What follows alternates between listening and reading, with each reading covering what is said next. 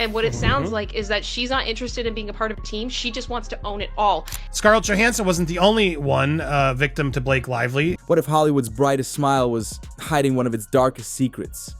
Blake Lively, the golden girl of the silver screen, adored by millions, worshipped on red carpets, and known for her effortlessly graceful charm. She's the woman every magazine wants on their cover and every fan believes they know. But what if that image, that flawless, Instagram-filtered fairy tale, is nothing more than a brilliant illusion? But that is something that over time you earn with a team. To me, it is extremely unprofessional to walk in when you're given a position and your job is to do that position. And then as you complete that, then potentially more responsibility is given to you. Or you can then voice like, hey, I'd like to try this. And it goes on and it's organic, but you have to work with the team. Every workplace is a team. And what it sounds like is that she's not interested in being a part of a team. She just wants to own it all. And that's fine. If that is your method of working, then do that. But you have to create your own projects. You have to put yourself in that position that you are in charge, not take it from somebody else. Behind the scenes, multiple Hollywood insiders are now telling a very different story. One where Blake's rise to stardom wasn't powered solely by talent or charm, but by control, manipulation, and cold-blooded ambition. Today, we're diving deep into what insiders are calling the ladder-climbing playbook, a set of shocking, strategic tactics used by Blake Lively to dominate Hollywood, even if it meant stepping over the careers of her co-stars. Blake's public image is a masterclass in Hollywood branding, the loving wife, the supportive mom, the feminist ally who bakes cookies for her co-stars and champions female voices. In every interview, she's relatable, the kind of celebrity who calls herself awkward and shares silly stories from parenting life. Her 2018 Vogue interview became a viral love letter to female empowerment. She spoke about lifting women up, making space for others, and using her fame to amplify unheard voices. In 2019 at the Women in Film Gala, she stood on stage with tears in her eyes, promising she'd always stand for sisterhood in Hollywood. But here's the twist. Behind those tears, some of her co-stars say she was quietly cutting their lines, stealing their scenes, and making sure her spotlight never dimmed. And why was Blake being so flirty with the married man? It takes two to tango, and it's easy to blame Ben, which you can, and clearly Jennifer did. They got divorced. They split up, but Blake, what were you doing there? What's going on? And that wasn't the only thing that Jennifer Garner did. Here is a video that we have here from the set of Deadpool Wolverine as I load this up. This was just a weird little moment that she did. It was a cool TikTok, actually, when she was there playing Elektra. And at this point, around 29 seconds, I gotta be careful. She comes, I don't want to play the music. Oh, hey, look, it's Blake Lively. This is where I commune with Blake Lively, she said to this witch statue. Now, that's actually Elizabeth Olsen. Look, you're looking good, Blake Lively. But given the history of Blake Lively, this is where I commune with Blake. Why would she have said that? Doesn't really look like Blake Lively. Granted, Jennifer Garner probably doesn't know her nerdy stuff. Maybe she thought it was Mira from Aquaman, which would have been Amber Heard. Sorry, it was my slip. But it doesn't look like Blake Lively at all. It looks like a witch, Scarlet Witch. Like, look at her, like, ah. So was she calling Blake Lively a witch? Sort of as a nice little subtle call out. There's that witch. What do you think? Is the witch looking good? That's the theory, Jennifer. This one's a little bit more interesting. I mean, yes, it does seem like Ben and Blake got a little frisky, so I could see why that would have sent Jennifer off.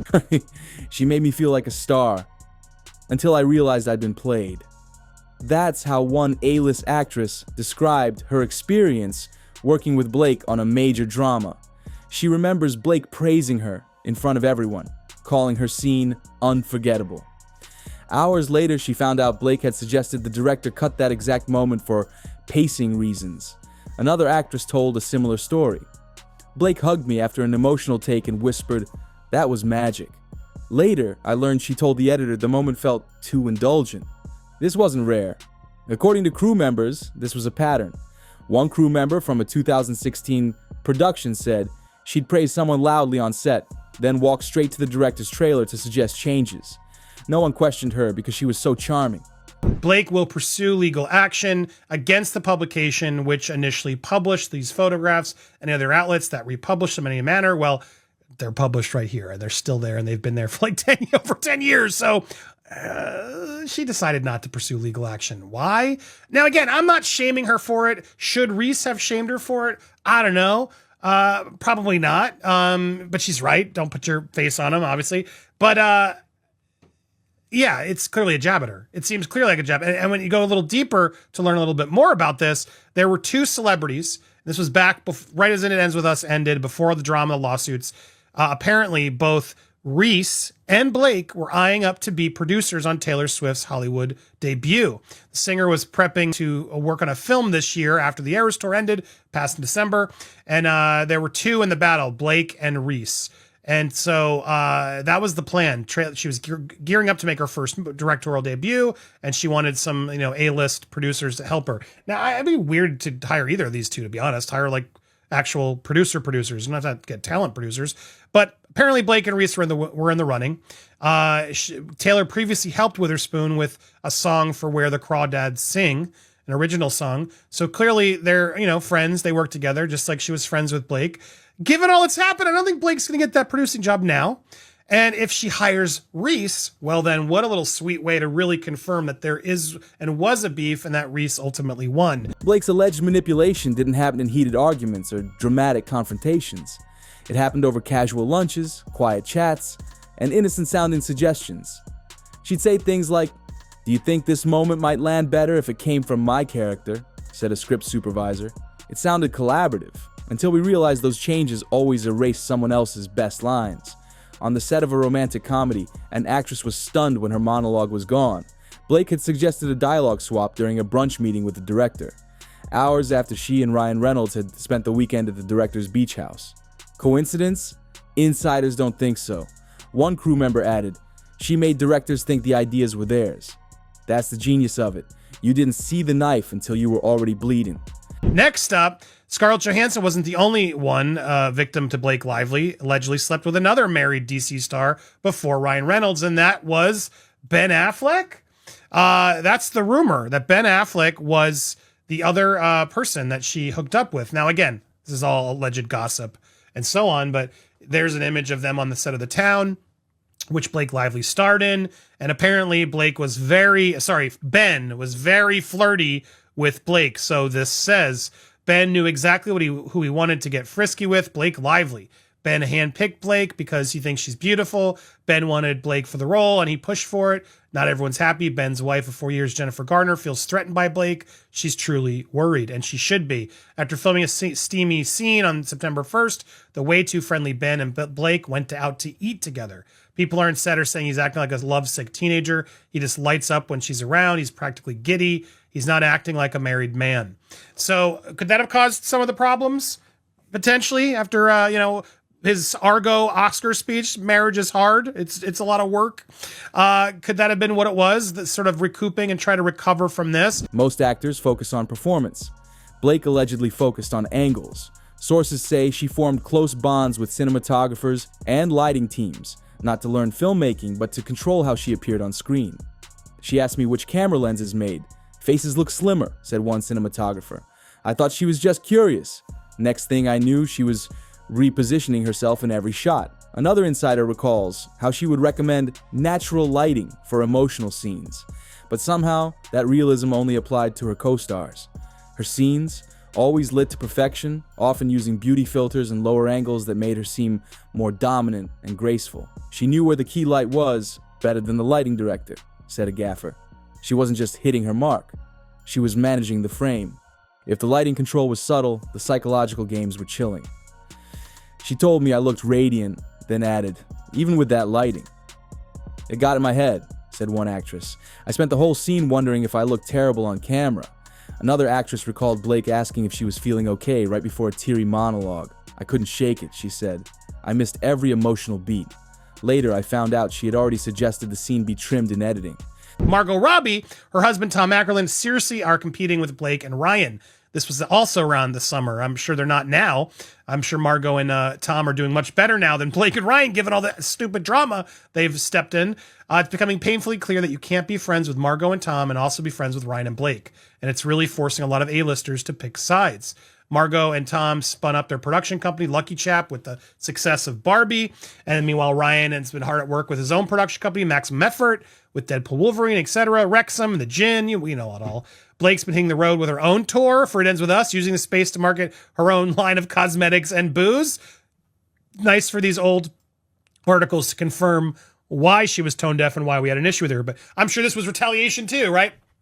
These two couples are the most powerful people in the movie business right now. They all love working with their household names and big celebrities. Each side in the rivalry is stacking up an impressive list of allies as they meet head to head to see who will seize control of the movie business. So yeah, they're serious competitors. Brick combination. Nobody's in the business. Ryan, and he's had Taylor Swift in his corner for more than 8 years. Not anymore.